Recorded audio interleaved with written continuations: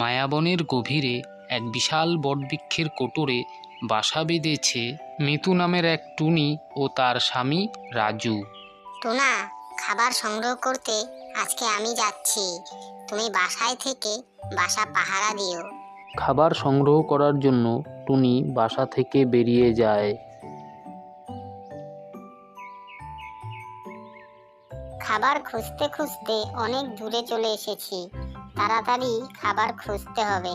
হঠাৎ মিতু টুনি বনের মধ্যে এক অদ্ভুত আলো দেখতে পায়।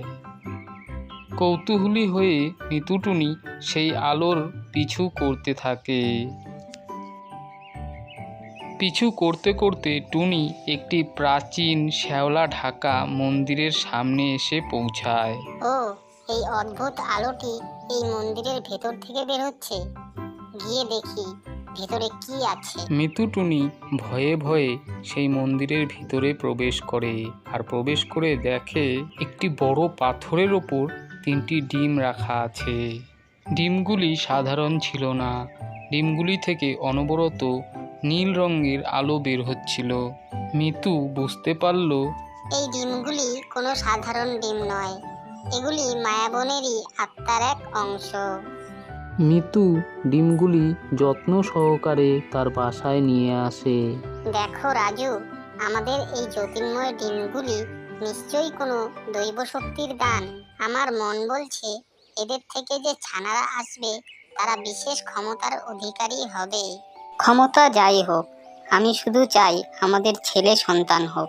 ছেলে সন্তানই তো বংশের প্রদীপ জ্বালাবে। কিছুদিন পর জঙ্গলের অন্য পাখিরা যেমন জ্ঞানী কবুতর ও লাল টিয়া টুনিকে অভিনন্দন জানাতে তার বাড়িতে আসে। জ্ঞানী কবুতর বলল, মিতু, তোমার ডিমগুলি সাধারণ নয়, এদের মধ্যে জঙ্গলের প্রাচীন জাদু লুকিয়ে আছে। যেই জন্ম নিক সে হবে এই বনের আশীর্বাদ। অন্যদিকে রাজু টুনা তার এক বন্ধু শক্তিশালী বাজ পাখি বাজেশ্বরকে প্রায়ই গর্ব করে বলতো, দেখে নিও, আমার 3 পুত্র হবে, তারা হবে এই জঙ্গলের সবচেয়ে শক্তিশালী যোদ্ধা। অবশেষে ডিম ফুটে 2টি ফুটফুটে মেয়ে ছানার জন্ম হলো। তাদের শরীর থেকেও হালকা আভা বের হচ্ছিল। এই অলৌকিক ঘটনা দেখে মিতু আনন্দে আত্মহারা হয়ে গেল।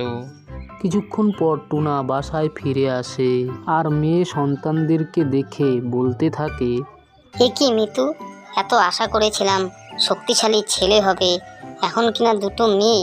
মিতু কষ্ট পেয়ে বলল, তুমি এমন বলছো কেন?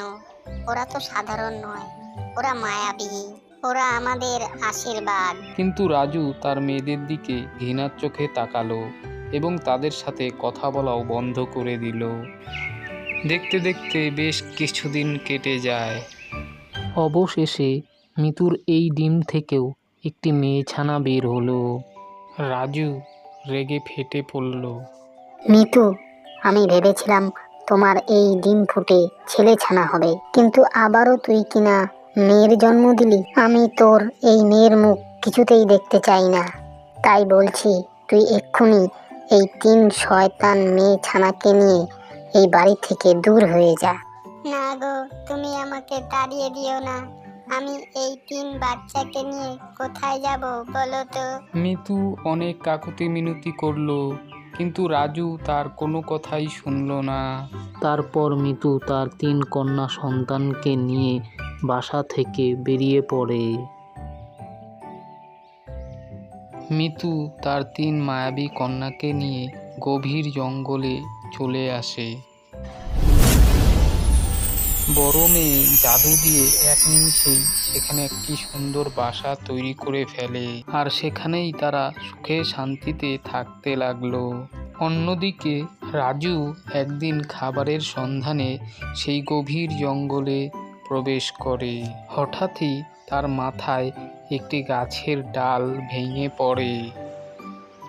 ভীষণ আঘাতে রাজু যন্ত্রণায় ছটফট করতে থাকে। রাজুর আর্তনাদ শুনে তার 3 মেয়ে সেখানে ছুটে আসে। তারা তখনও তার বাবাকে চিনতে পারেনি।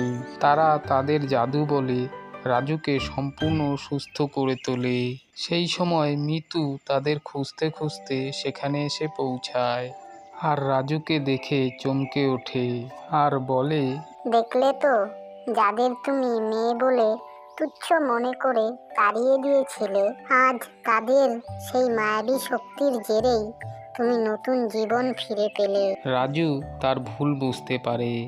সে তার মেয়েদের কাছে ক্ষমা চেয়ে বলে, মেয়েরা আমার, তোরাই আমার আসল শক্তি, আমার অহংকার, আমাকে ক্ষমা করে দে। মেয়েরা তার বাবাকে ক্ষমা করে দিল। এরপর থেকে রাজু, মিতু এবং তার 3 মায়াবী কন্যা মিলে একসাথে সেই জঙ্গলে পরম সুখে বসবাস করতে লাগলো।